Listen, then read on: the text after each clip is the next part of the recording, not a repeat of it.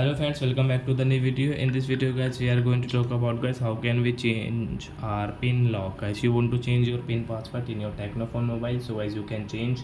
And guys, now let's see how to change pin lock in our Tecno phone. In this video guys, I am going to show you friends. So when first of all open your phone setting to change it, then guys scroll and guys you can see your security settings. So guys tap here, screen lock, and guys enter your pin. Again guys click on pin password, and guys again you can see this notification. So guys new pin guys we will take this 2580, and guys don't do any mistake guys, be careful here. Confirm, come back. So guys now you can see 1234 wrong pin, 2580 right. So I hope friends you have understood how to change pin lock in a Tecno phone. So that's it guys, thanks for watching. Now we will meet to next video with new topic.